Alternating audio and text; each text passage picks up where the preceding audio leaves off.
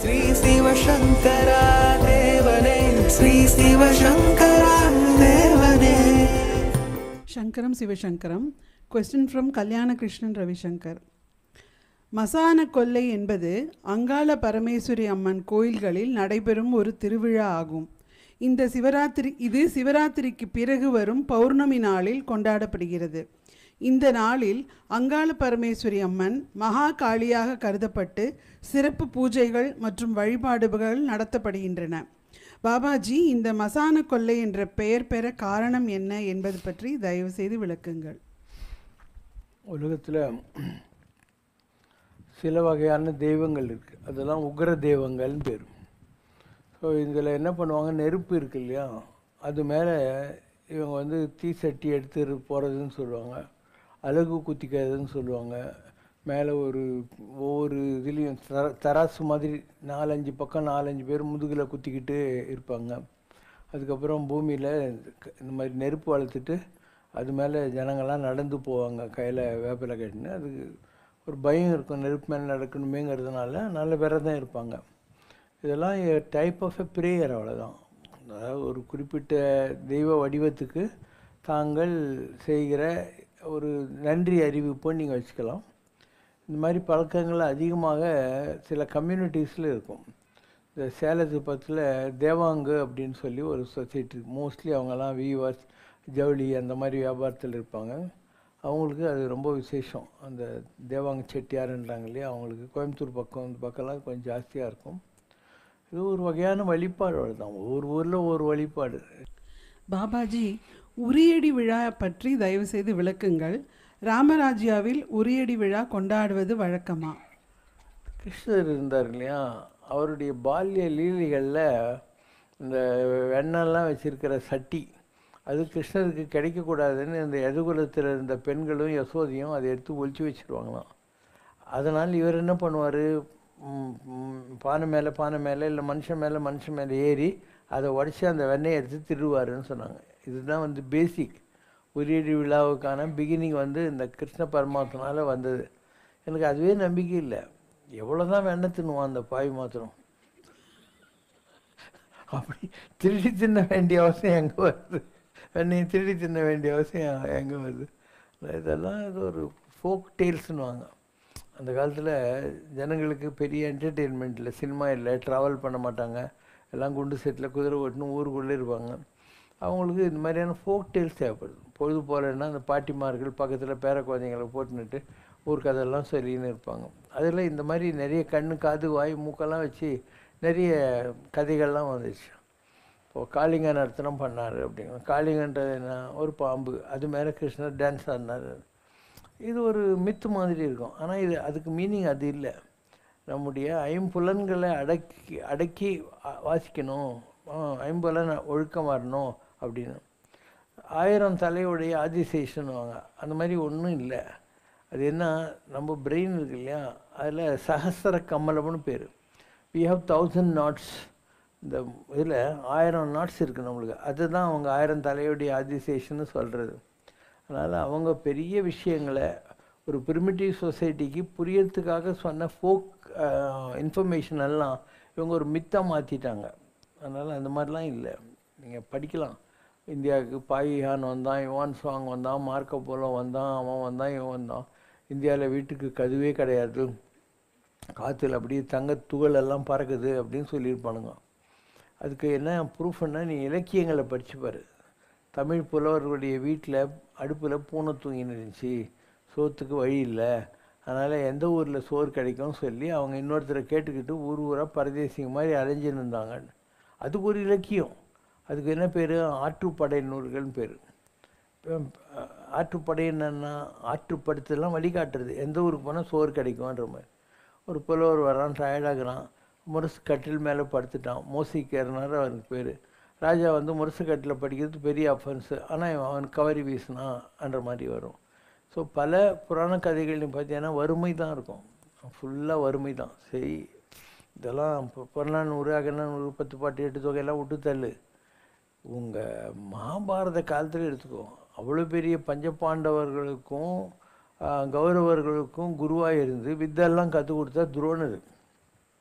இல்லையா? அந்த துரோணருக்கு ஒரே புள்ள அஸ்வத்தாமா. அவனுக்கு கொடுக்கறதுக்கு வீட்டில் பால் இல்லைன்னு அவங்க அம்மா என்ன பண்ணா, இந்த மிஸ்ஸஸ் துரோணர் அரிசி மாவை வந்து தண்ணியில் கலக்கி இதான் சொல்லி ஊட்டுறான் குழந்தைக்கு. இதை பார்த்துட்டு தான் துரோணர் வந்து என் பிள்ளைக்கு இவ்வளோ கஷ்டமா, நம்ம கூட கிளாஸ்மேட்டாக இருந்தான் துருபதன், பஞ்சாப் ராஜாவாக இருக்கான், அவங்ககிட்ட போய் ஹெல்ப் கேட்கலாம் அப்படின்னு போகிறான். அவன் இவனை இன்சல்ட் பண்ணிடுறான், ஏதோ தமாசுக்கு சொன்னது சீரியஸ் ஆகிடுத்துன்னு வந்துட்டான் பாடுறான்ட்டு. So he gets humiliated. அதனால் அர்ஜுனனுக்கு கொம்பு சீவி ஏகலைவன் போட்டியாக வந்துடக்கூடாது அர்ஜுனனுக்குன்னு அவ்வளோ நோபலான ஒரு ஆளை கட்டவிரல் வெட்டி அர்ஜுனனை வச்சு துருபதனை வந்து தேர்காலில் கட்டி ஈர்த்து வந்து, நீ எனக்கு பாதி ராஜ்யம் கொடுக்கல, நான் உனக்கு பாதி ராஜ்யம் கொடுக்குறேன்னு சொன்னானோ.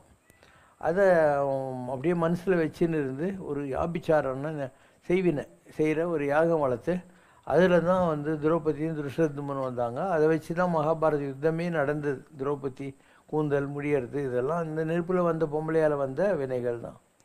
இப்போது கிருஷ்ணருக்கு ஒரு ஃப்ரெண்டு இருந்தான், பேர் குசேலர். நல்லா யோசனை பண்ணு, நீ எந்த மாதிரி ஃப்ரெண்டு வச்சுருக்கேங்கிறத வச்சு தான் உன் லைஃப்பில் உனக்கு பீஸ் ஆஃப் மைண்ட் இல்லை பீஸாக போகிறது நடக்கும். ஒரு துரோணாச்சாரியார் மாதிரி ஒரு அறிவாளி துருபதனை ஃப்ரெண்டாக பிடிச்சிருந்தான், அந்த ஆளுக்கு இவ்வளோ அவமானம் வந்துச்சு. மகாபாரத யுத்தமே அதனால தான் வந்துச்சு. ஆனால் கிருஷ்ணர் குசேலர் 2 பேரும் ஒன்றா படிச்சுட்டு இருந்தாங்க. இவன் எங்கேயோ போட்டான், கிருஷ்ணர் வந்து ராஜா ஆகி போயிட்டான். ஸோ கிருஷ்ணர்கிட்ட போய் ஹெல்ப் வாங்கின்னு வரலாம், ஏன்னா அந்த ஆளுக்கு எக்கச்சக்க குழந்தைங்க ஆகிப்போச்சு. அதுக்கப்புறம் கிருஷ்ணர்கிட்ட போய் ஹெல்ப் கேட்கலான்ட்டு வரான். கொடுக்கறதுக்கு ஏதோ ஒன்று கொடுக்கணும் இல்லை, பார்த்தா கொஞ்சம் அவையில் முடிஞ்சுன்னு வரான். குசேலர் வந்தான்னு தெரிஞ்ச உடனே கிருஷ்ணர் போய் வாசல்லையே அவனை வரவேற்று அவனுக்கு பாத பூஜை பண்ணி அவனை கொண்டாந்து உட்கார வச்சு அவனுக்கு விசிறின்னுட்டு, உனக்கு பிடிச்ச சாப்பாடெல்லாம் என் ஒய்ஃபை பண்ண சொல்கிறேன் அப்படின்னு சொல்லிட்டு எனக்காக ஏதோ கொண்டாந்துருக்கேன்னு சொல்லி அவன் இடுப்பில் பிடுங்கி 2 புடி அவள் சாப்பிட்றான். அப்போ அவன் கிருஷ்ணர் பொண்டாட்டி வந்து 3 சாப்பிட்டுடாத, ஏன்னா நீ அவனுக்கு பாக்கி ஆகிடுவோம் அப்புறம்னு சொல்லி கையை கட்டியாக பிடிச்சின்னு சாப்பிட்னான். இவன் இப்படி நம்மளை ட்ரீட் பண்ணுற ஒரு ஃப்ரெண்டுக்கிட்ட நம்ம என்ன தான் பண்ண முடியும்னு சொல்லிட்டு ஒன்றுமே கேட்காத வந்துடுறான். ஆனால் இவன் வீட்டுக்கு வந்து சேரத்துக்குள்ளோ அவனுக்கு வீடு வாசல் குழந்தைங்க ஒய்ஃபு எல்லாருக்கும் துட்டு சாப்பாடு எல்லாத்தையும் கிருஷ்ணர் ஏற்கனவே அங்கே பார்சல் பண்ணிட்டார்.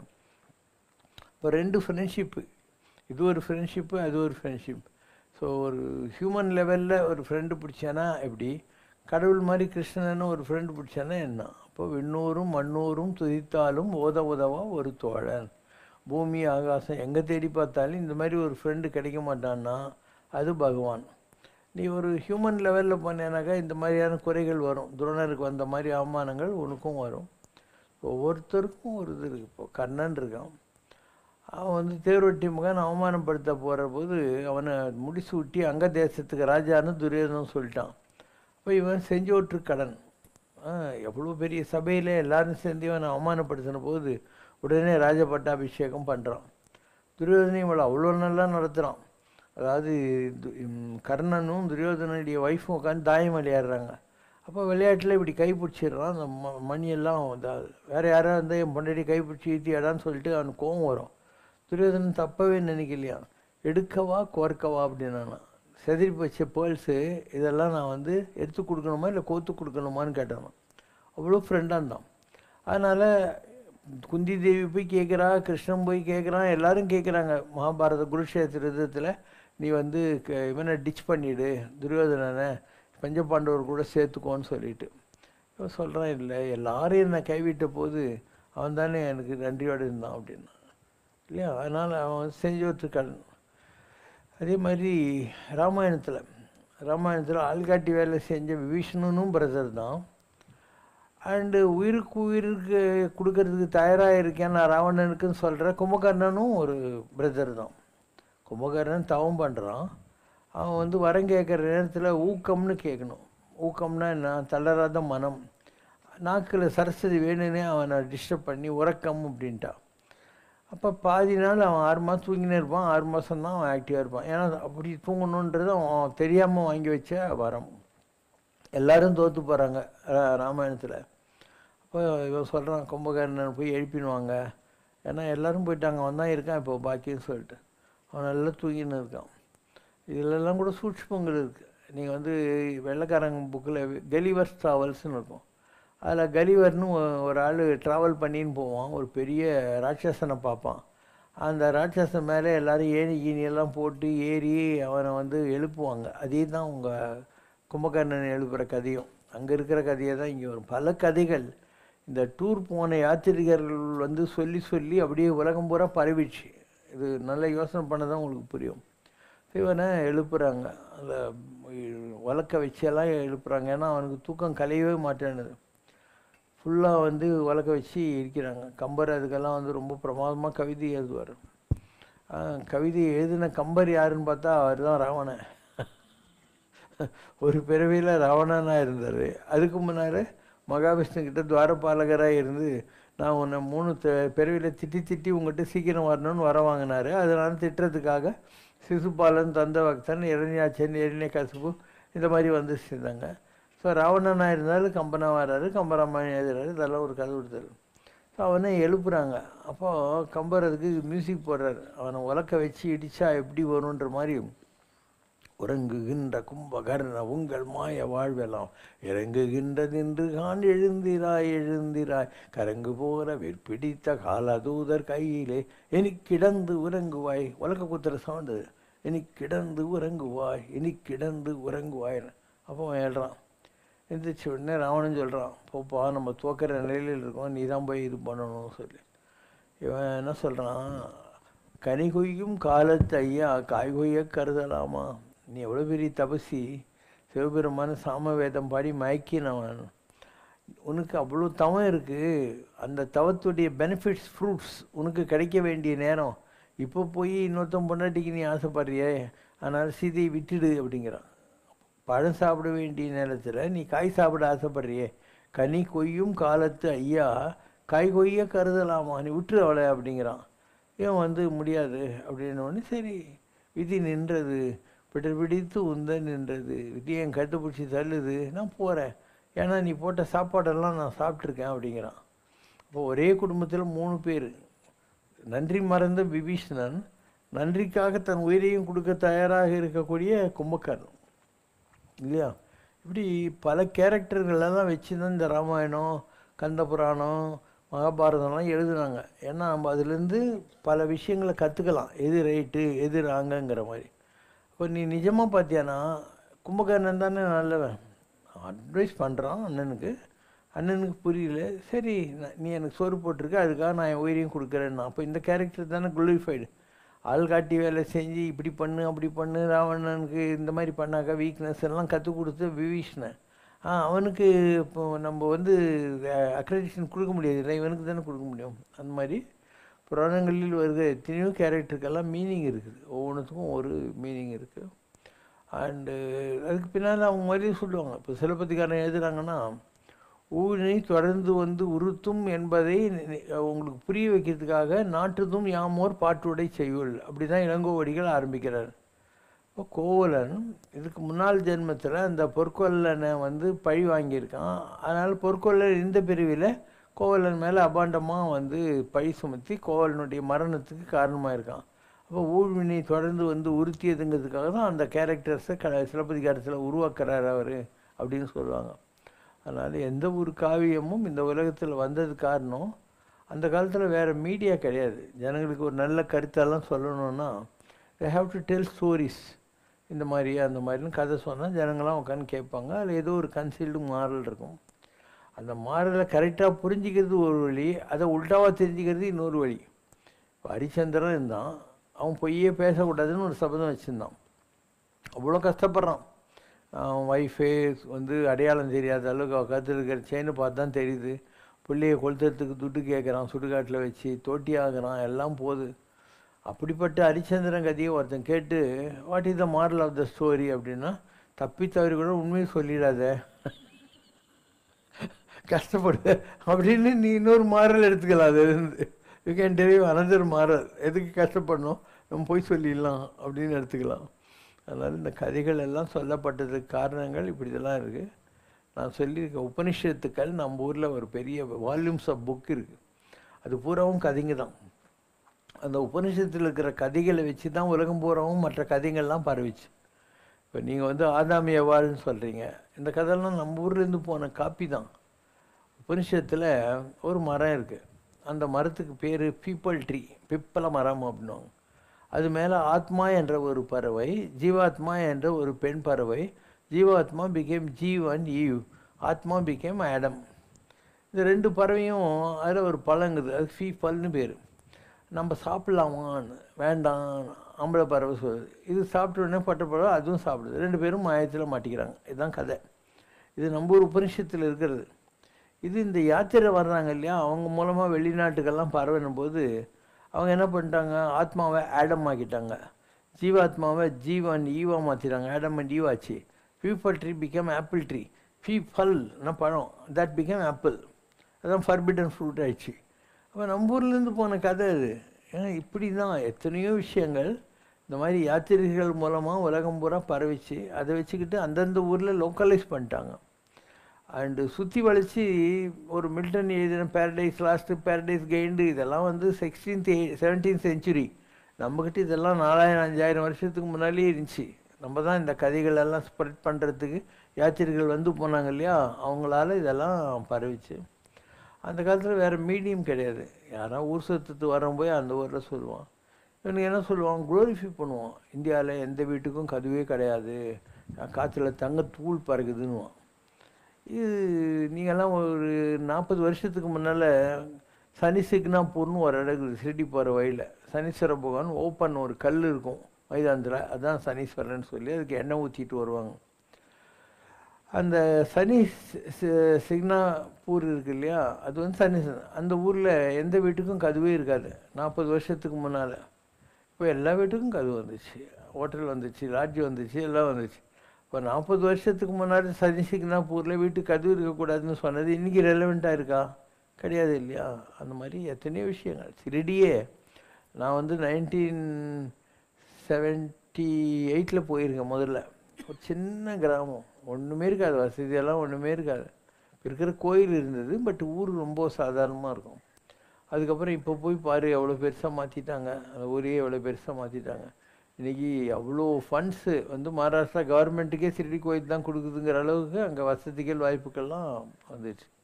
ஸோ காலம்ன்றது ஒரு சக்கரம், மேலே இருக்கிறது கீழே போயிடுறது, கீழே இருக்கிறது மேலே வந்தது. அதனால் நாம் என்றைக்கோ நடந்த ஒரு விஷயத்தை வச்சுக்கிட்டு இன்றைக்கி எதையுமே எடை போடுறது கஷ்டம். அதனால் all these characters had some meaning in that, and they were all created to teach us some moral values. வேறு ஒன்றுமே கிடையாது. அதை சீரியஸாக எடுத்துக்க தேவை. நிஜமாகவே இருந்தாங்களா இல்லையான்னு கூட நமக்கு தெரியாது. இப்போது ரோமாபுரின்றோம், இந்த Romapuri suppose to be Ramapuri. And Romapuri, according to history, was created by 2 kids. Their name was Romulus and Remus. அது என்ன கதை, நம்ம ஊரில் இந்த லவகுசா, அவங்க ராமருடைய குழந்தைங்க. அந்த ராமருடைய குழந்தைங்க சீதை பூமி கட்டிட்டு போயிட்டா, ராமர் சரவி நதியில் டுபுக்காயிட்டார். அதனால் அவங்க போய் அந்த ரோமை எஸ்டாப்ளிஷ் பண்ணாங்க. நம்ம ஊர் திருப்பதி இல்லையா, அது 7 hills. ரோமாபுரி இருக்கு இல்லையா, அதுவும் 7 hills. ஸோ நம்ம ஊரில் இருக்கிற இந்த கதைகள் லவகுசா இதுதான் அங்கே போச்சு. ஸோ ராமபுரி ஹஸ் பிகம் ரோமாபுரின்னு அப்படின்வாங்க. அதனால தான் உலகத்துக்கு ஒரு கிறிஸ்டியானிட்டியை ப்ரீச் பண்ணுற ஒரு சென்டராக அந்த இடம் இருக்குது, ரோம் இருக்குது. அங்கே வேட்டிக்கன் வந்ததுக்கு இதெல்லாம் தான் காரணம் அப்படின்னு சொல்லுவாங்க. இப்படி பல விஷயங்கள் காலப்போக்கில் அப்படியே திரிக்கப்பட்டு மாற்றப்பட்டு விட்டன. நீங்கள்லாம் சுவிட்சர்லாண்டுக்கெல்லாம் போனீங்கன்னா ஒரு லிஃப்ட்டில் ஏற்றி 3 லிஃப்ட் ஏறணும். மலை மேலே கொண்டு போய் எதிரில் ஒரு பள்ளத்தாக்கு இருக்குது. இதில் வந்து ஜூடாஸ் காரியேட் வந்து ஆத்மா அலைஞ்சின்னு இருக்குது. இயேசுவை காட்டி கொடுத்த பாவத்துக்கு அவனுடைய ஆத்மா அலைஞ்சின்னு போனோம். ஜூடாஸ் காரியேட்டு இவங்கெல்லாம் இருந்த ஊர் எங்கே, சுவிட்சர்லாண்டு எங்கே, இவனா ஆல்டே கம்பானா சுவிட்சர்லாண்டுக்கு. இதெல்லாம் கட்டி விட்ற கதைங்க தான், சும்மா உடுன்ற மாதிரி தான். இல்லைன்னா இவங்க இருக்கிற இடம் எங்கே இருக்கு. இன்றைக்கி பாலஸ்தீன் சொல்கிறீங்க இல்லையா, அங்கே தான் பைபிள் இயேசுநாதர் இது சம்மந்தப்பட்ட விஷயம். அது இதுக்கும் சுவிட்சர்லாண்டுக்கும் என்ன சம்மந்தம்? ஆனால் இன்றைக்கி அப்படி தான் சொல்லுவாங்க. இப்படி ஆச்சு அப்படி ஆச்சுன்னு சொல்லலாம் கதை பண்ணுவாங்க. They glorify also.